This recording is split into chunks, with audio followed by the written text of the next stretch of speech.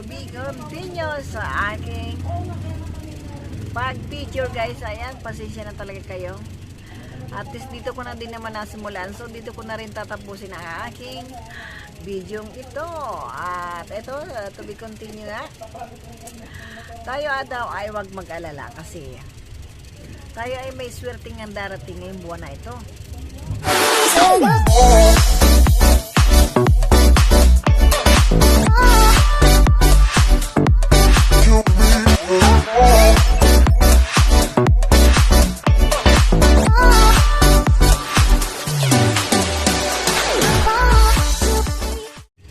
Hello guys, good morning everyone. Ayan, na-miss ko kayo guys.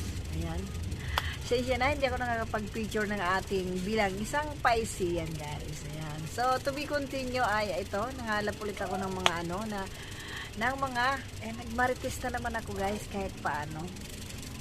Sorry nga pala kasi siyempre medyo busy ako at ayan, sa sobrang busy ko ay pero parang ako medyo namayat ng konti sa sobrang busy ng utak ko at katawan. Ayan guys, so anyway, ayan, ako nga po sa nakalap kong pagmartes ko ay sa mga paisiyan ay eto ang mga nakalap ko guys. Ayan, at yun nga pinatutunayan ko na ang sabi nga ay ang mga paisiyan ngayon ay may mga pinagdadaanan na gaya ko nga, ayan, may kaunting mga problema ayan sa financial problem guys, pero positive vibes lang naman. Ayan, positive pa rin ang dapat isipin at yun nga, inaano ko naman na ayan, lilipas din yan at matatapos ang ating mga kahirapan sa kasi ang ating kahirapan na sitwasyon ay ako nga ay pinatutunayan ko na yun. Dito ako guys sa tindahan ko, pasensya na medyo maingi talaga dito kaya ako'y humahanap lang ng tiyempo sa pag-vlog. At sa bahay naman minsan ako'y sa super pagod ko na hindi na ako nakakapag-vlog kasi ayun gulay na sila bilhin pagdating ng gabi. Minsan lang ako medyo naging may energy. Ayan nga, ayan. Daanan dito guys. Pero ayan, wala namang at na maririnig nyo pa rin ang aking boses dahil alam ko naman, dinig nyo ang boses kong malakas. So ayan guys, back to about paisiyan. Ayan. Tayong mga paisiyan daw ay mag-iingat kasi may posibleng mambudol sa atin. Ayan, mga samanuloko. At ayan, napatunayan ko guys. Kasi kahapon guys, may bumili. Ayan, retail lang naman. May bumili matanda. Ang binigay niya sa akin is 50 pesos. Ang halaga ng binili niya, kasi retail lang, ay yung krupik, yung chicharon ba na yung pagganon. So, 6. So, ang dapat ay isukli ko ay 44. So, kumuha ako ng barya na 24. Isang, so, ayan. Ang hingi talaga guys. So ayan guys, kumuha ako ng isang 10 piso, 2.5 at saka 4 pesos. And then last, at kumuha ako ng 20 pesos guys doon sa aking mga buo na papel, na buo na pera. Ang kinuha ko ay 20 pesos. So ibig sabihin 44 ang dapat kong isukli sa kanya kasi 6 pesos nga yung nabili niya. Kaya binigay ko na sa kanya yung pera, isukli niya. Tapos ako naman nag-a-assist ako kahapon ng isang customer kasi may dumating at yung aking tendera ay may inutos ako, may pinabili ako sa labas. So ayun, maya ay hindi pa ako nakakapag-asikaso ng isa kong customer ay siya ay sabi sa akin ay marunong ka bang magsukli? Hindi ako napamangha sabi ko, bakit po nanay? Kasi tingnan mo yung sukli mo sa akin. Di kinuha ko yung sukli ko sa kanya. Abay, bakit? Sabi ko, nay, ang binigay ko sa iyo po ay 44. Kasi size lang po yung chicharon. So, sabi ko, tingnan mo nga kung galing sukli mo sa akin. Parang medyo siya pagalit. So, sabi ko, nay, may 20 pesos po yung buo. Ayan, sa kabila mo pong kamay. Sabi sa akin ay, sa akin ito eh. Nay, yan po inabot ko sa iyo kasama po nitong 24 pesos. Sa akin ito, sabi niya. So, hindi na ako nakipagtalo sa kanya. Sabi ko, Nay, sige po, sabi ko ganyan. Naisip ko na lang na bigay ko na lang sa kanya yung 20 pesos at saka syempre yung chicharon na rin. Sabi ko, ano ba yan? Sabi ko, basta bagay, kahit maliit lang naman na halaga, pero sa liit ba naman ang halaga na yun, ilulukuhin pa ako. Hindi na lang sinabing, pwede bang makahingi ng chicharon na ito o krupik, di bibigyan ko na lang siya, diba? Diba yung mga ganun napakasimpleng bagay? Hindi yung dadaanin pa ako sa panluko. Kasi ako, kahit ako makakalimutin, inaamin ko naman may mga time na siyempre sa sobrang busy o hindi ako sa nalito. Pero, tanda ko, yung kumuha ako ng, nangingay talaga dito guys, kumuha ako ng, binunot ko pa nga yung pagkaano ng 20 pesos, kasi yung belt bag ko na ganyan, yung bag ko na sling, ginagawa ko minsan belt bag, kaya sabi ko belt bag.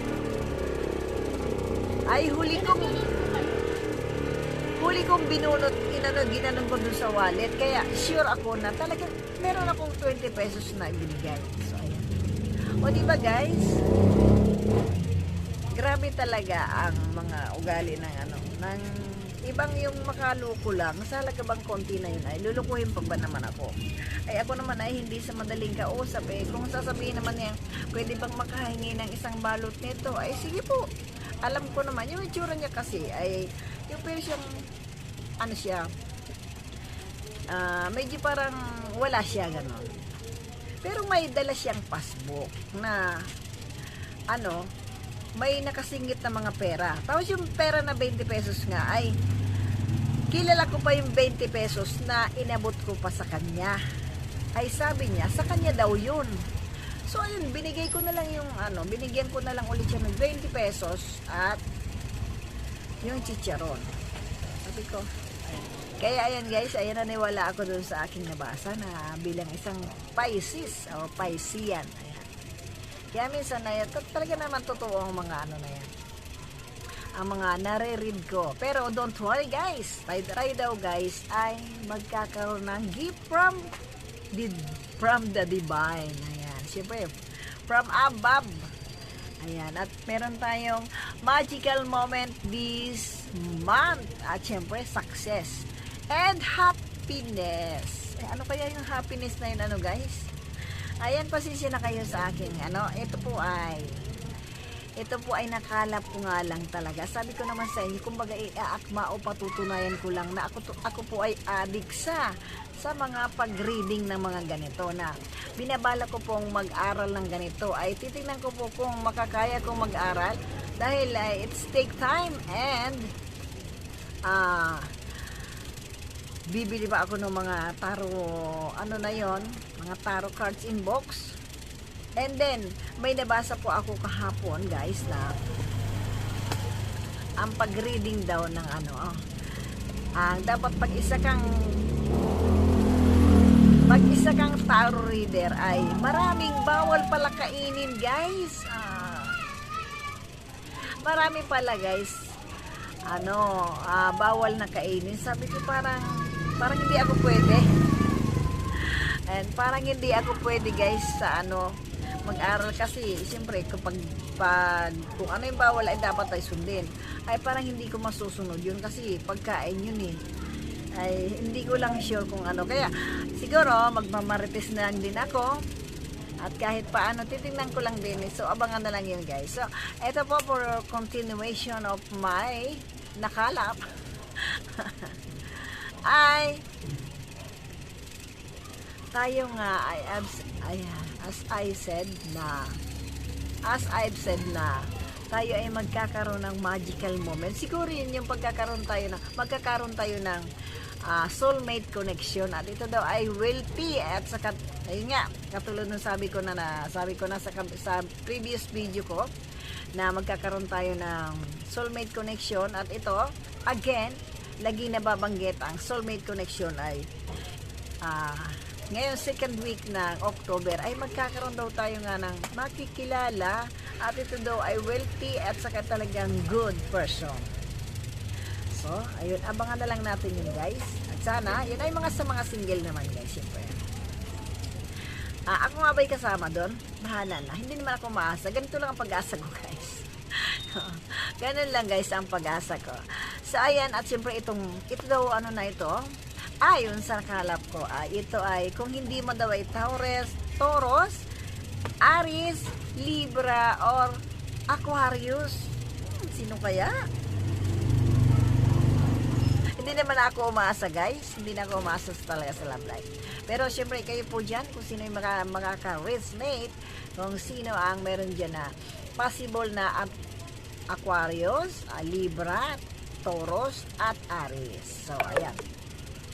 Guys, so good luck. Sabi ko nga sa inyo ay kilalanin ninyong mabuti ang mga nagiging kachat ninyo.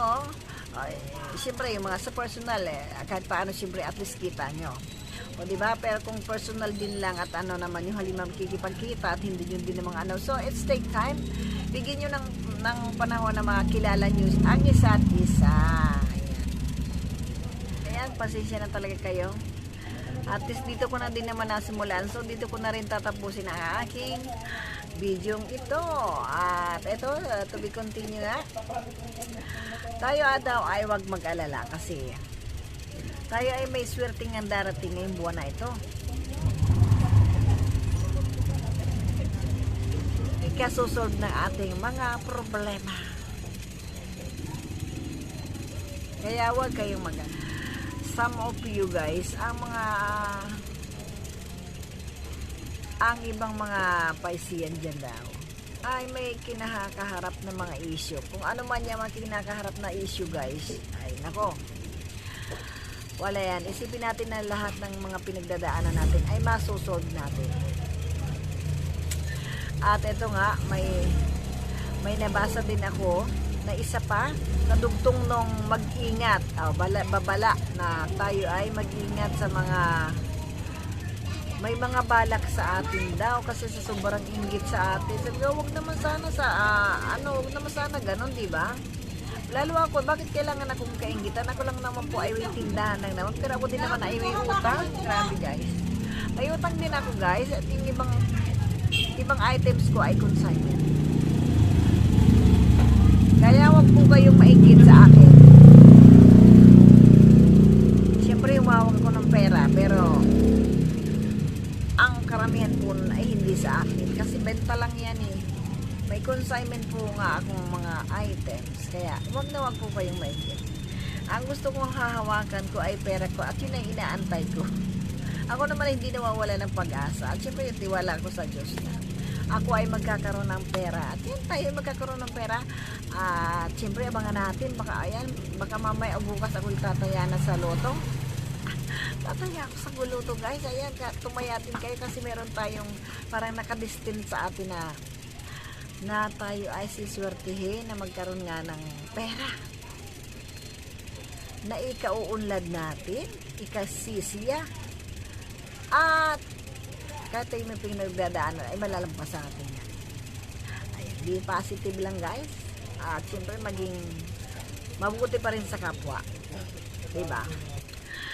Ay nga pala, guys, alam niyo, ako'y naniniwala din kasama din ito sa mga reading na yung pagbasa ng mga angel meaning, yan, may mga ibig sabihin po yan. At yun nga, tingnan natin ang mga angel meaning ng 3 or 33, yung mga same number, 77222, ayan. Yan po. At gaya po ng 222 ay talaga ako naniniwala na maganda ang ibig sabihin. So, importante po yan sa atin na malaman kung anong mga angel meaning niya na mga ganyan. Wala niyo yung mga naging swerte sa atin yung mga number na yan. Diba? Pero, ano po ha, wag naman po tayo magpaka sa kumo. Merong tayong nabasa o nalaman na mga ganito na o yung iba dyan na personally na naniniwala sa hula, ay huwag po kayong masyado namang kalakihan ng pagtaya. Kasi siyempre, ayan, instead na pang budget nyo na sa isang araw, ay napupunta lang sa pagtaya. So, alalay lang po. Kasi gaya niyan, may nakasabay ako magtaya sa loto. Aba, ay 400 plus ang itinaya niya. Sabi ko, hala si kuya, alam kaya ito ng asawa? Sa isip ko lang guys. So, siyempre naman, diba? Eh ako nga may tindahan. Nangihinaya ako minsan noong 40 pesos na itataya ko 2 number. O diba? Kaya ayan, alalay lang. Diba? So ayan guys, yun lang ang may share ko sa video na ito. And palambing naman dyan.